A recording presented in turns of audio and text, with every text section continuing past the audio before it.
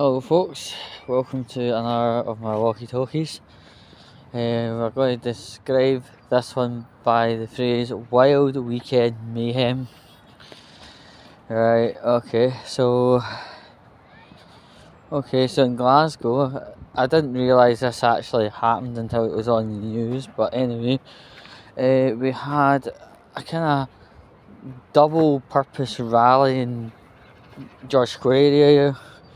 Right, you had the Independence rally and you had the Free Plasticine rally, and and during this said event, somebody tried to come into George Square with a car, and that would obviously and invariably cause absolute fucking mayhem and potentially death in the right circumstance. But the guy got stopped by a police officer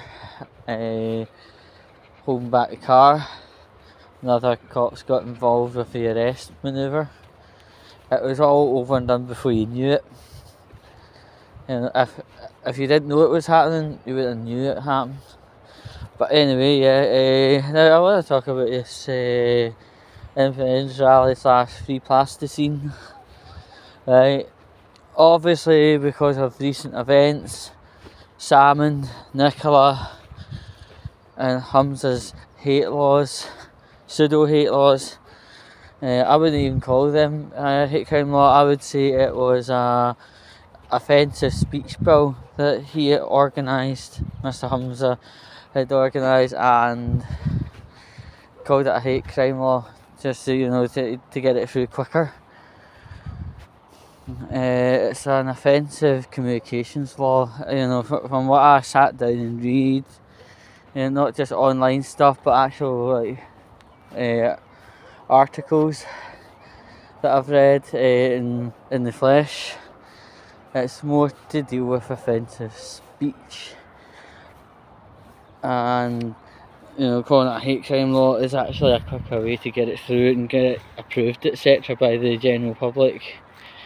But any old roads, these three people have absolutely dismantled the idea of independence ever being a good thing, to be honest. And if they try to do an independence rally on its own, it would break apart. It would blow away in the wind. And they clung on to a hot topic of today, and that's Free Plasticine. And to sound like as if they're allies of the cause, they'll get the march going, no problem. And that's exactly what happened.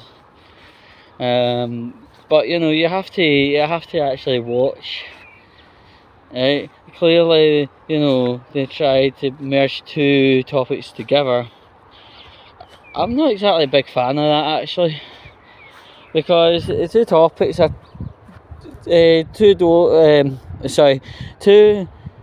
different ends of the spectrum on different spectrums. In the railway terms, it would be like trying to attach a class 350 to zero train with a class 318. Totally different cloth pods, totally different engine, totally different speeds, totally different everything you can think of. Right? It just doesn't work. But they'd obviously been keeping their eyes and ears on what's hot topic and what to play up for, and they bundled themselves up with Free Palestine, Free Plasticine, whatever, and they're suddenly all of a sudden very, very popular. The next thing I want to talk about is the mayhem that happened at Highland Station. Right, about 6:30 on Saturday evening, a woman got thrown by a man onto railway tracks. Now the thing is, people, it is a sad reality actually, people horseplay around railway tracks quite a lot. There's at least 30 of these incidents normally a year, especially in the Scotland side of railway, right, where, you know, people push each other towards the track and whatever, and it's absolutely unacceptable. Now, for it to be described as an attempted murder, something massive must have swung the pendulum, because, like, normally when people push each other onto the railway, it's known as, you know, criminal trespass and all that stuff. You know, there must have been a couple more descriptors than just criminal trespass, or you know, like, there must have been more than meets the eye, because ultimately, you do hear it occasionally, Cathcart is off for a couple of hours because one pushed the other onto the track. There must have been something like premeditation, or it must have been a relation. That bus is at a weird angle. Anyway, it must have been a premeditation, a backstory, or some caveat to actually make it into an attempted murder scenario. So yeah, the trains were off approximately, well, ScotRail say 3.5 hours, but up in my station, you know, it was more like 4 3/4 hours, because a lot of trains still cancelled at about 11 o'clock at night. But it was absolutely surreal when at the time, 6:30 PM, me and a friend, we were down in Partick and we were doing our shopping, and police, ambulance, fire brigade, absolutely everything charging direction from Partick Crossway up towards Hindland. You know, the direction of Hindland. The amount of sirens blaring was absolutely biblical. We couldn't actually hear ourselves talk for a good 10 minutes. We're like, okay, this is a bit unusual. This is clearly a bit more than the ordinary click. But yeah, I mean, for the police to determine it to be an attempted murder, there must have been something like a premeditation or something else. Unfortunately, I'm not the best criminologist, so I've never studied criminology, but I'm sure you can find that in Glasgow Uni or something. But wow, it was horrendous. It's not often ScotRail, British Rail, or any of the police networks actually say it was an attempted murder. I've been very, very silent talks as well. Apparently, the male involved was somebody felt the person did it wasn't exactly mentally on planet Earth, but I don't know. I'm not a psychiatrist. Anyway, but it was pretty horrendous. Especially for passengers, and eventually I got my train on Saturday night. But as soon as I hit Glasgow Central, the island platform downstairs there was no space for anybody to come off the train or get on the train.